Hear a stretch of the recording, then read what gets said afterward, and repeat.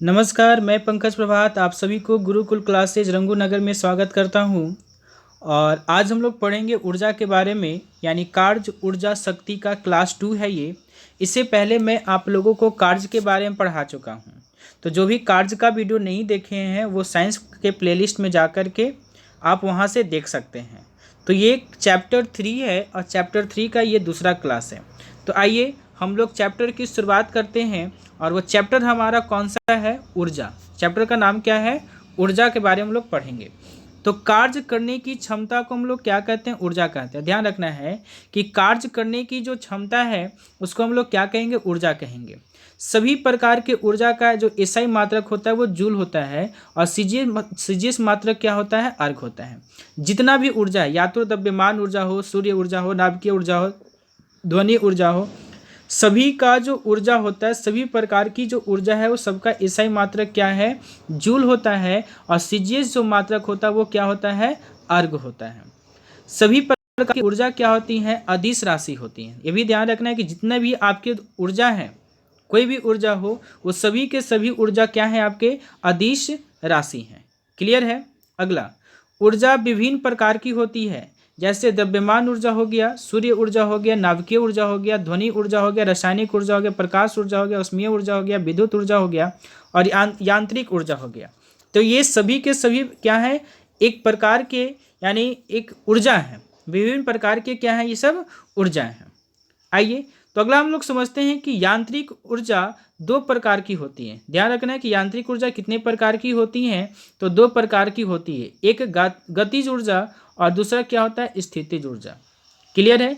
क्या होता है? पहला क्या है? गतिज ऊर्जा, और दूसरा क्या है? गतिज ऊर्जा। ये अक्सर सेट में सवाल आते हैं कि बताओ गतिज ऊर्जा और स्थितिज ऊर्जा के योगफल को क्या कहा जाता है। तो ध्यान रखना है, गतिज ऊर्जा और स्थितिज ऊर्जा के योगफल को हम लोग क्या कहते हैं? यांत्रिक ऊर्जा कहते हैं। क्या कहते हैं? यांत्रिक ऊर्जा कहते हैं। गतिज ऊर्जा को हम लोग क्या कहते हैं? के कहते हैं, यानी काइनेटिक एनर्जी। प्लस स्थितिज ऊर्जा को क्या कहते हैं? पोटेंशियल एनर्जी कहते हैं। ठीक है? और ये भी ध्यान रखना, यांत्रिक ऊर्जा को क्या कहते हैं? मैकेनिकल एनर्जी कहते हैं। तो ध्यान रखना है, काइनेटिक एनर्जी और पोटेंशियल एनर्जी के जो सम होगा, यानी जो योगफल होगा, उसको हम लोग क्या कहेंगे? मैकेनिकल एनर्जी कहेंगे। क्या कहेंगे? मैकेनिकल एनर्जी कहेंगे। अगला हम लोग समझते हैं गतिज ऊर्जा के बारे में, जो कि हम लोग पढ़ेंगे। 1 मिनट।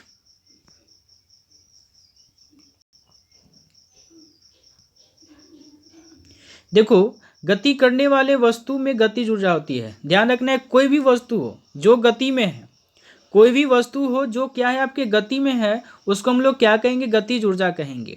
ध्यान रखना है, m द्रव्यमान की कोई वस्तु अगर v वेग से गतिशील है तो उसका जो गतिज ऊर्जा का जो फॉर्मूला बनेगा वो ध्यान रखना है कि के ई, यानी काइनेटिक एनर्जी, यानी गतिज ऊर्जा का फॉर्मूला जो होता है वो क्या होता है? हाफ एम भी स्क्वायर होता है। ये ध्यान रखना, ये फॉर्मूला है आपका, हाफ एम भी स्क्वायर होता है।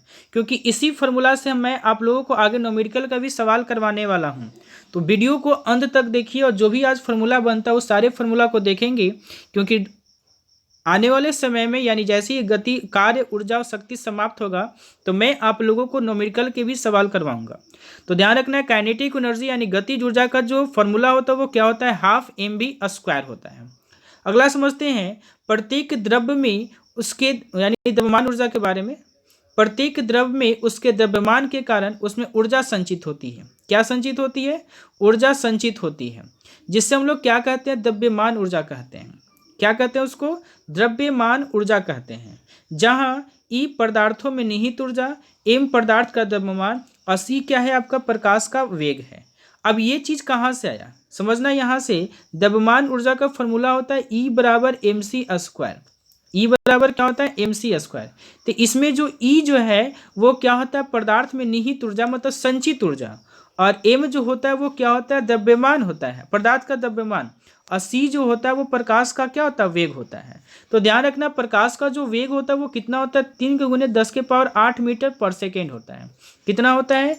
3 × 10⁸ मीटर पर सेकेंड होता है। अब अगर आपसे द्रव्यमान ऊर्जा के बारे में पूछे कि बताओ द्रव्यमान ऊर्जा का फॉर्मूला क्या होता है, तो बताना ई बराबर एम सी स्क्वायर। वेयर, जहां ई क्या है? आपका पदार्थ में निहित ऊर्जा यानी संचित ऊर्जा, एम क्या है? पदार्थ का द्रव्यमान, और सी क्या है? प्रकाश का वेग। क्लियर है? अगला समझते हैं द्रव्यमान के बारे में ही।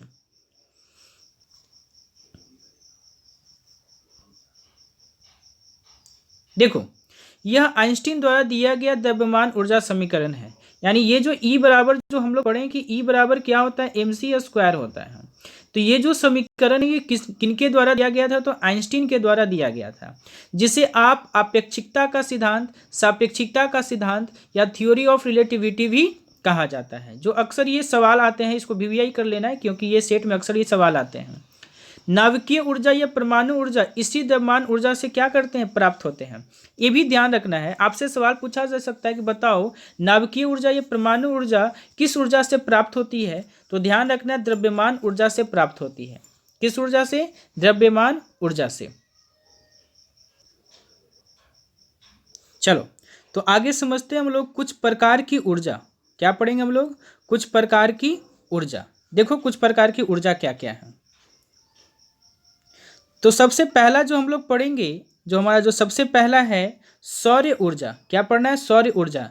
तो हमारे सौर मंडल में ऊर्जा का सर्वाधिक प्रत्यक्ष विशाल स्रोत क्या है, सूर्य है। सूर्य से हमें कौन सी ऊर्जा प्राप्त होती है, तो ध्यान रखना सौर ऊर्जा प्राप्त होती है। कौन सी ऊर्जा, सौर ऊर्जा प्राप्त होती है। ठीक है, तो ये जो है हमारे सौर मंडल में क्या है, विशाल मात्रा में मौजूद है। इसके बाद क्या है, नाभिकीय ऊर्जा।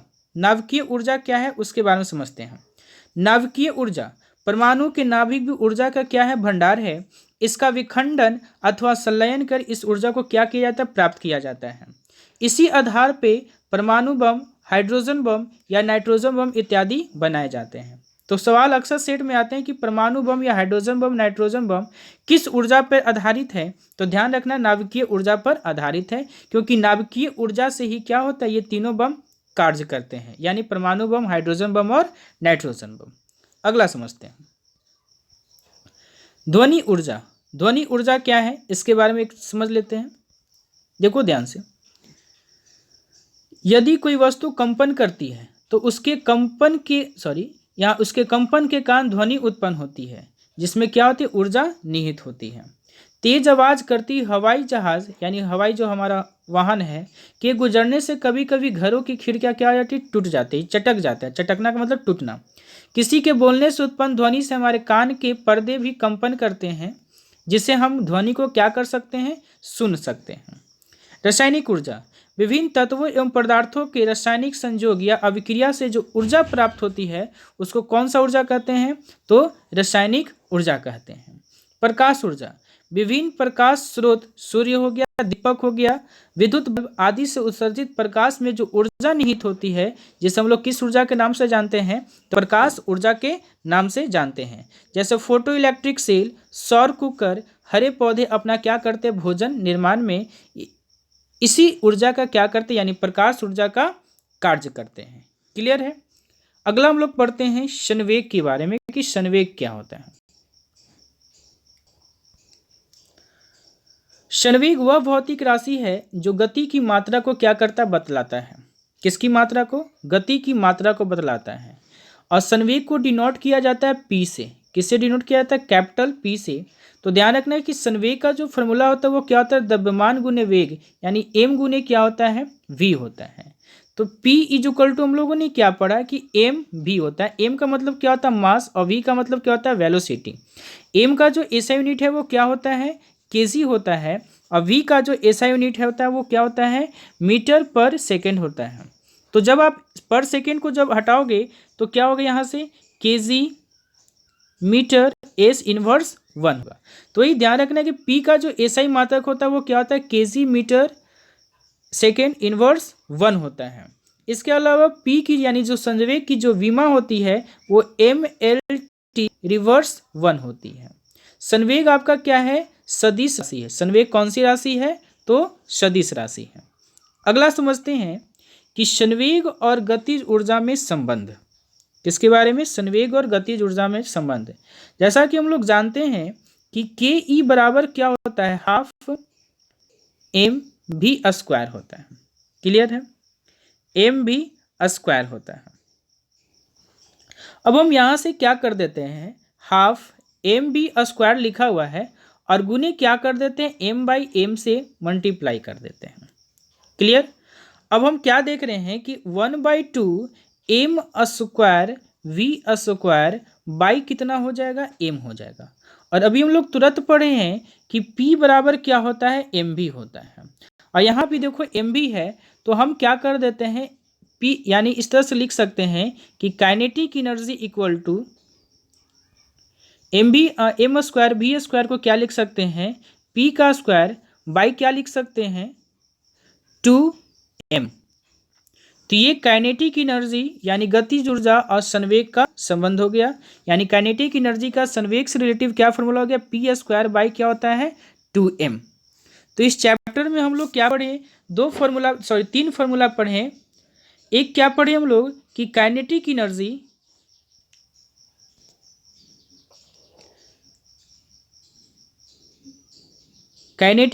इज इक्वल टू क्या होता है, हाफ mv स्क्वायर होता है।